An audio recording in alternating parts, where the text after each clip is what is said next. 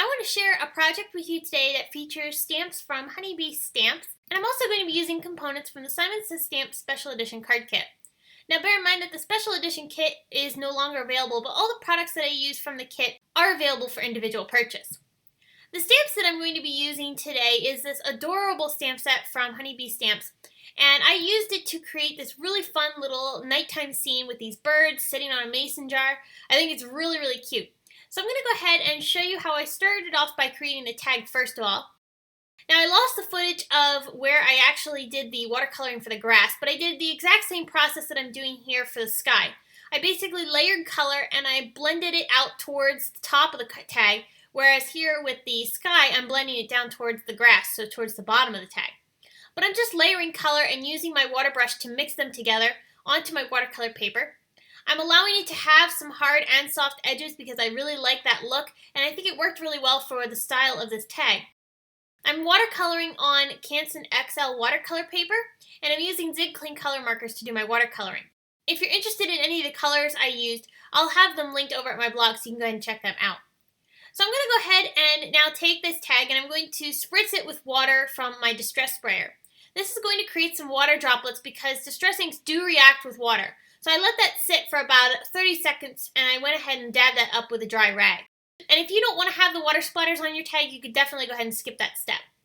Now I want to make sure that the white edges of the tag aren't as noticeable. So I'm actually taking my water brush and some of the markers that I used for the colors on the tag and just blending that color along the edges just to hide the white core of the paper. So now I'm going to move on to using my Copic markers this time, and I'm going to create the coloring on my images that I'm going to be using on top of the tag.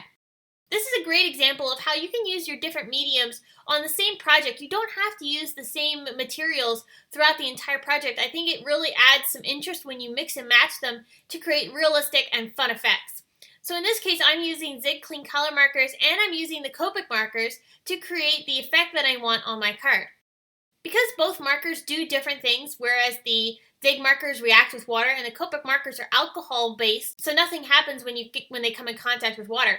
Because both have different properties, they create different effects on my cards, and it allows me to do different things. So I really encourage you to try mixing and matching your mediums, whether it's pencils or Copic markers or watercolors, and just play around and get the look that you want, because each medium can do different things and help you achieve a really fantastic design. So while I was talking, I went ahead and started coloring in these images with my Copics. I'm using some grays for the lid of the mason jar, and I used some very light blue colors for the jar itself. I colored in the birds with some reds, and I used pink for the hearts. And I'll have all the colors, again, like I said, listed over at my blog. So if you're interested in knowing what colors I used for all of these images, I'll have them linked over at my blog so you can go ahead and check that out. So what I did was after I finished coloring in the birds, I went ahead and die cut them with the dies that coordinate with this stamp set. Again, this stamp set and the dies are from Honeybee Stamps. After I die cut them, I'm taking one of the little 4-bar size cards that are included in the Simon Says Stamp kit, and I'm using some of the washi tape that's also included in the kit. The washi tape is from Pink Fresh Studios, and I'm going to adhere that to the left side of the card. I'll just trim this down with my scissors. That postage stamp edge that you see on the right, that actually I didn't end up using. I ended up changing my mind. I brought in some of these little banners, which are also from that Honeybee stamp set, and I'm going to adhere them along the top portion of the tag, first with some liquid glue. I'm going to also tuck the little heart paper clip from Doodlebug. This is also included in the Simon Says Stamp kit. And I'm going to tuck that along the top area, and I'll adhere that down with a piece of washi tape just to make sure it doesn't move and shift, because I want it to stay in that exact spot.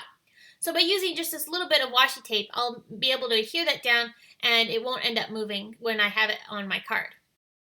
Now I'm also going to take some foam tape and add this to the back side of my tag, and I also added a little piece to either side of the banner that's hanging off of the tag.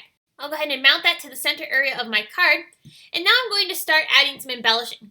I popped up the little bird and the mason jar onto the card with some foam tape, and now I'm bringing in some pretty pink posh sequins, and I'm adhering them down to the sky of this card. I really think that this adds just a nice bit of finishing touch, and with a bit of enamel accents from Ranger, I'm using that to create some white dots to make some teeny tiny stars in the background. Now, the reason I used the enamel dots over something like Nuvo drops is because Nuvo drops, especially the white colors and the lighter colors, end up reacting with certain inks, such as distress inks or zig markers. So I didn't want to end up using that where I knew the enamel dots would stay true white. So I added a little bit more embellishing by using some Wink of Stella glitter and also some glossy accents on areas like the hearts and also the lid of the mason jar. And then for the Wink of Stella, I added that to some of the banners and also to the grass. So I hope this has given you some inspiration on using these cute stamps from Honeybee Stamps. If you enjoyed this video, I hope you'll give it a big thumbs up and head on over to my blog where you can get more information on this card, including still pictures and products used. If you enjoyed this video, here are a couple more you might find interesting. The one on the left features Honeybee Stamps products, and the one on the right features the Simon Says Stamps Special Edition card kit. Please give this video a big thumbs up and subscribe to my channel for more weekly inspiration. You can also find me on social media. And thanks again for stopping by and spending some time with me. I will see you again soon.